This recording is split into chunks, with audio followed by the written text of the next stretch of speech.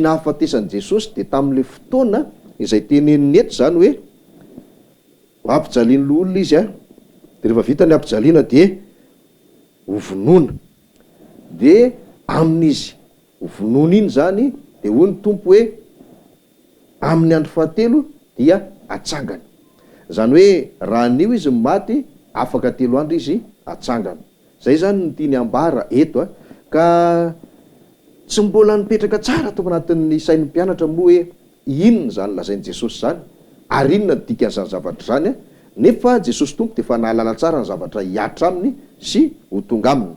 Ka ho toizantsika indray satria zao io zany nisy teny anankiray nambaran'i Jesosy ny am'izay hoe hiakatra ho an'i Jerosalema izy de rehefa tonga any izy de ho vonoana ampijaliana, rehefa maty izy de hitsangana na hoe atsangana amin'ny andro fahatelo.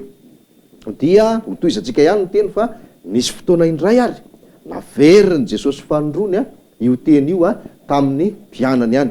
De vakitsika ary ny 7:70 Matio 7:70 de ny andininy fa 2:20 Matio 7:70 andininy fa 2:20 sy 3:20 zao ny volazan'ny teny ary raha nitoetra tany Galilea izy Jesosy dia nilaza tamin'ny mpianany hoe ny zanak'olona efa hatolotra eo an-tanan'ny olona ka ho vonoiny nefa amin'ny andro fahatelo dia atsangana indray izy ary dia nalahelo indrindra ireo.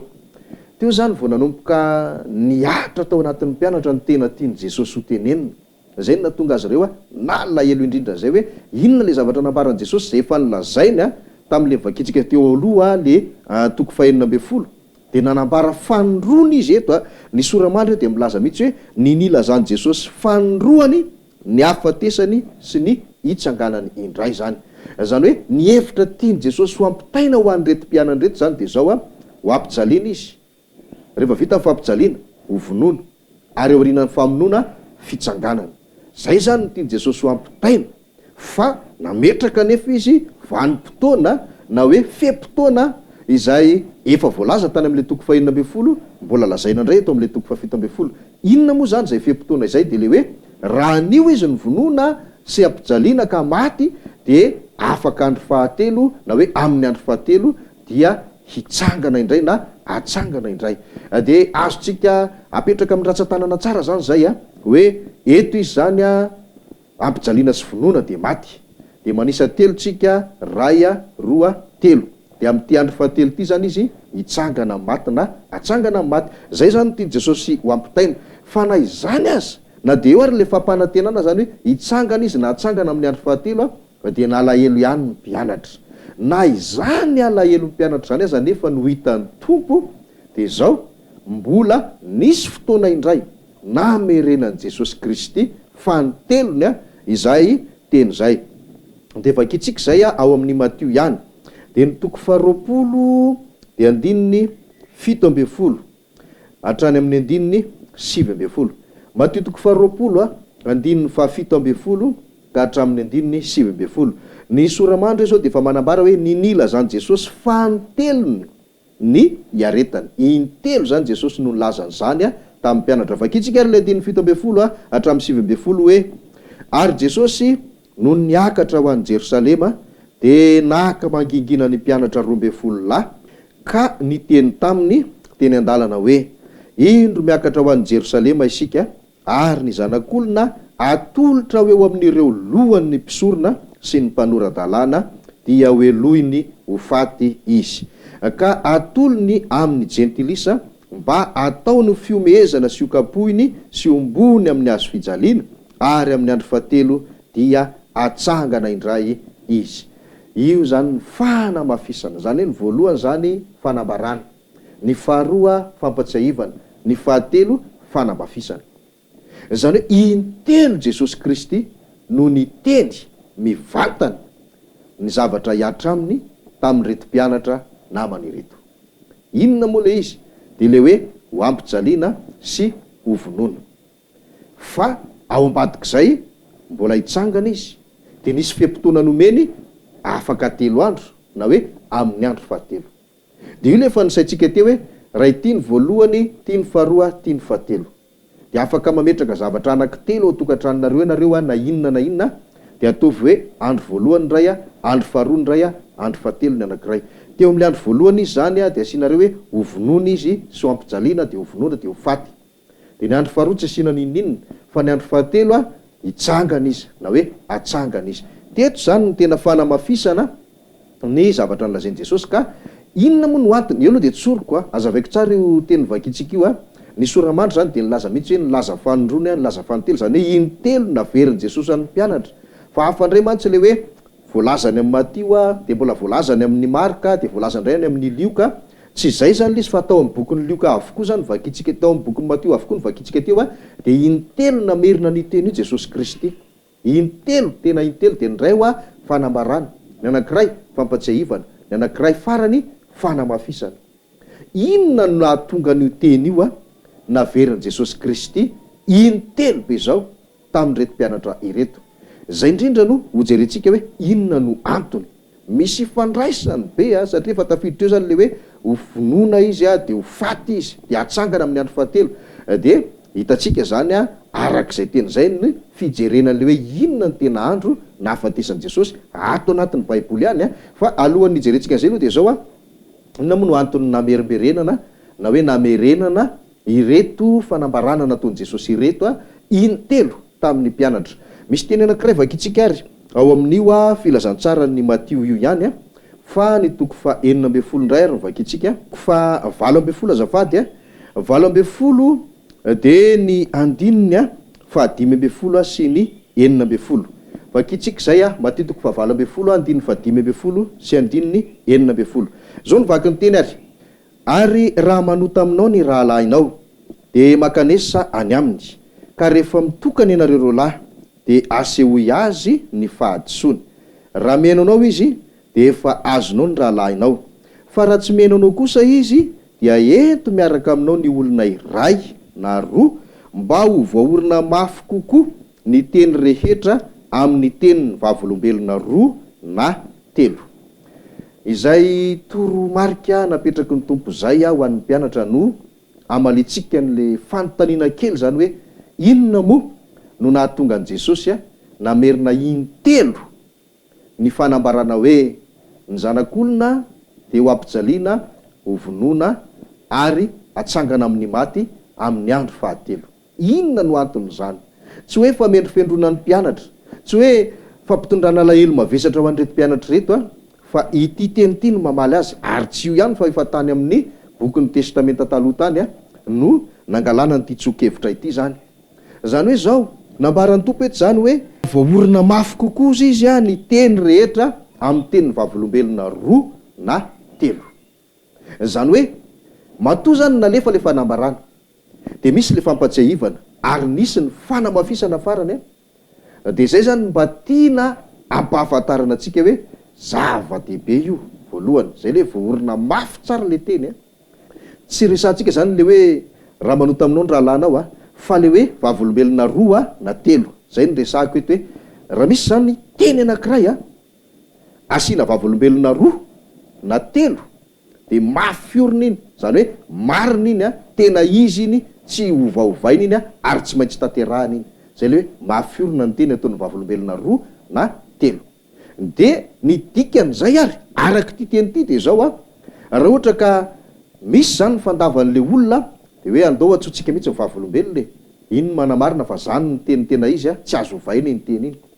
Raha ohatra ka lefindray vavolombelona anankiray mbola misy vavolombelona anankiroa eo de tahaka an'izany no dikan'le hoe namerenan'i Jesosy Kristy intelo le teny fanambarana nataona ny mpianatra, zany hoe teny tsy maintsy ho tanteraka io ary ho tanteraka ara-baky teny. Zay no antony namerenana azy intelo. Ka isika zany de tsy tady hevitra mihitsy hoe midika inona zany na hoe inona ny hevitra zany. Misy mantsy manao hoe ara-paminaniana, ara-panahy, ara-baky teny sy ny sisa, fa eto zany matoa naverina intelo le izy de tsy misy heviny ara-panahy, tsy misy heviny ara-paminaniana sy ny sisa, fa ho tanteraka ara-baky teny. Zay ny azadiny zany de mipetraka ihany le teny hoe raha misy anankitelo, ny andro voalohany fampijaliana sy famonoana, ny andro fahatelo fananganana indray. Zay zany zavatra tsy maintsy hitranga. dika zay zany raha hitantsika zany ty hoe inona le andro nampijaliana azy sy namonoana azy de manisa telo nareo de amin'ny andro fahatelon'iny no mitsangana maty lay Jesosy Kristy. Zay no tiany ambara amin'io zany. Ka zay na tonga le ohatra ndraisitsika ao am'le Matio teo hoe teny vavolombelona roa na telo mba fiorina ny teny atao zany am'izay ary tsy azo ovaina sady tsy maintsy tanteraka. Zay zany dikan'le izy. De aka ohatra tsika misy an'izany atao anatin'ity soratra masina ity zay mety ho zava-baovao amitsika. Fa ny baiboly re olona de misy an'izany tokoa hoe misy fanambarana voalohany de aveo misy fanamafisana faharoa. Ohatra bakio ny Genesisy, Exodosy, Leviticus, Numeria ary reo zany boky efatra ireo de miverina ao anatin'ilay boky fahadimy atao hoe Deutéronomie. Le anaran'le boky Deutéronomie de atao hoe famerenany teny zany. Zay zany porofo anankiray afahantsika milaza hoe ay misy an'izany tokoa fomba an'Andriamanitra hoe misy teny ataony de aveo iny amafisana. Amin'ny teny vahiny moa de hoe confirmena zany le izy na hoe confirmation zany. De tahaka an'izany koa ny teny voasoratra na ny tantara voasoratra ao amin'ny hoe Samuel voalohany sy ny Samuel faharoa miampy an'le hoe mpanjaka voalohany sy mpanjaka faharoa de averina indray ao amin'ilay boky atao hoe tantara voalohany sy tantara faharoa. Azotsika porofony zany teniko zany fa zay tokoa ny fomba an'Andriamanitra. Zay no tonga le hoe teny vavolombelona roa na telo zany. De farany ity ny tena tiako hojerenareo mihitsy samy mandray baiboly nge zay ao tokantrano de raiso raha misy baiboly anankiroa ao de ny anankiray sokafy ao amin'ny Salamo fa 400. De rehefa voasokatra ny Salamo fa 400 de alaivo indray le baiboly anankiray na hoe raharay ihany baibolinao dia raiso ny Salamo fa 400 de avadio indray fa aza mbola akombony ny fa 400 iny fa jereo indray ao ambadika iny ny Salamo fa 350 de ampitovio reo manomboka amin'ny andininy voalohany hatrany amin'ny farany. De hitanao tsara hoe le voasoratra ao amin'ny Salamo fa 400 ihany no voasoratra ao amin'ny Salamo fa 350. Feza teny kely ray na roa zay fotsiny tsy itovizany eo zany. Fa ny ankapobeny amin'ny voalohany ka hatrany amin'ny farany de mitovy tanteraka ary ny antony nametrahana le tsy fitovina ao amin'le feza teny kely voalazako teo aza de mba tsy hananatsika eritreritra hafa zany hoe so de disy fanoratra ary mpanoratra nyty baiboly ty na hoe le tary any ty no averina fa reo zany de samy hafa tanteraka nefa mitovy le izy. De ireo zany no vavolombelona roa anamafisana fa ny baiboly na ny soratra masina dia tena tenin'Andriamanitra marina, tsy azo ovaina, tsy azo ambamboarina, tsy azo olakolaka. Salamo fa 400 sy ny Salamo fa 350. Ohatra zao ny andininy voalohany ninazy zao le Salamo fa 350 vakiko ny narike sokafy amin'le fa 400 de zao ny voalazany hoe ny adala manao anakapo hoe tsy misy Andriamanitra, manao zay ratsy vetaveta izy tsy misy manao ny tsara. De jereo koa ny fa 400 andininy voalohany de hitanao fa zay ihany ny teny voalaza zao. Ka hitatsika am'izany hoe ay zany fomba an'Andriamanitra tokoa le mametraka vavolombelona roa na telo amin'ity fahamarinana ity. Ka matoa zany nisy fanambarana telo sosona napetraky Jesosy Kristy ho an'ny mpianatra. De zava-dehibe tena zava-dehibe ny zavatra nolazainy aloha ary ho tanteraka arabaky teny sady tsy azo ovaina ary tsy iova na amin'ny fomba ahoana na amin'ny fomba ahoana. Ka inona moa zay fanambarana telo sosona napetraky ny tompo zay? Voalohany fanambarana nilazana le hoe miakatra ho any Jerosalema izy ho ampijalian'ny olona de ho vonony ary atsangana amin'ny andro fahatelo. De naverina fanondrony zay ary namafisina fanotelo. De hoy aho hoe ny voalohany fanambarana, ny faharoa fampatsiahivana ary ny fahatelo fanamafisana. Reo zany no nambarana Jesosy tamin'ny mpianatra intelo dia tsika zany tsy tokony eritreritra hoe zay voalazan Jesosy zay tsy ho tanteraka na hoe zany lazain Jesosy zany hevitra ara-panahy fa ho tanteraka arabaky teny ary tsy azo ovaina.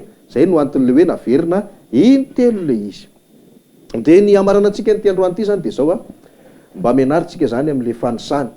Misy zany fanisana miakatra na hoe fanisana mandroso, misy kosa fanisana miverina. Ny fanisana miakatra zany de zao ray de roa de telo. Mino fa mahay an'izany daholo tsika.